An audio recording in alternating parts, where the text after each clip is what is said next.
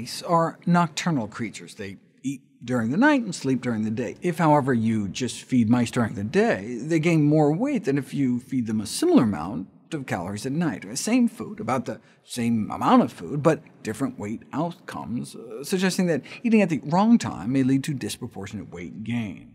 In humans, that would presumably mean eating at night. Weight management recommendations often include advice to limit nighttime food consumption, but this was largely anecdotal until it was first studied experimentally in 2013.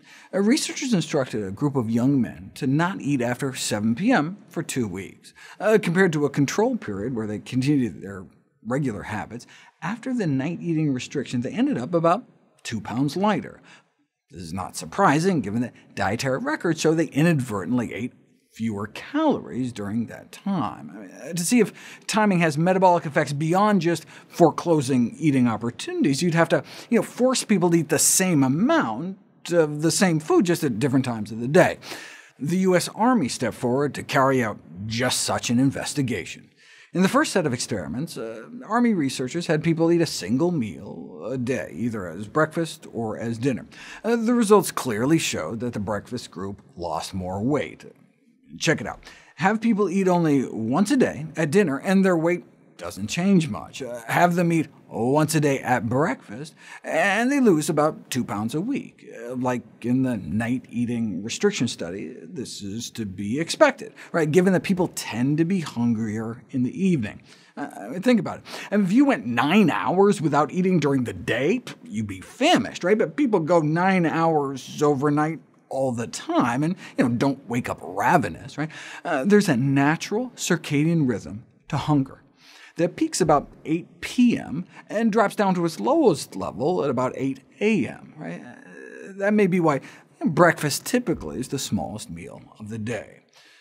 The circadian rhythm of our appetite isn't just behavioral, it's biological. It's not just that we're hungry in the evening because we've been running around all day. If you stayed up all night and slept throughout the day, you'd still be hungriest when you woke up that evening. To untangle the factors, scientists use what's called forced desynchrony protocols, where they lock people up in a room without windows and a kind of constant, unchanging dim light, and make people sleep in staggered 20-hour cycles to totally scramble them up. Right? That goes on for a week, so the study subjects end up eating and sleeping at different times throughout all phases of the day. Right? Then you can see if cyclical phenomena are truly based on internal clocks, or just a consequence of what you happen to be doing at the time.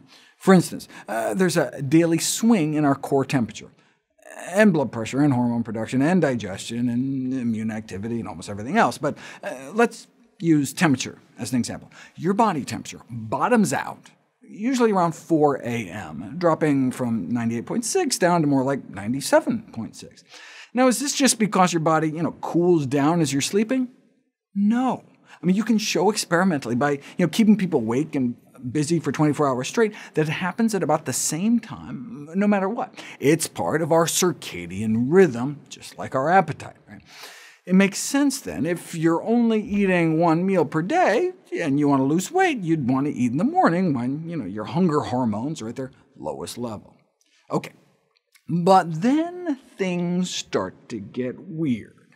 The Army scientists repeated the experiment, but this time they had the participants eat exactly 2,000 calories, either as breakfast or as dinner. Right? That takes appetite out of the picture. Right? They were also not allowed to exercise. Same number of calories, so same change in weight, right?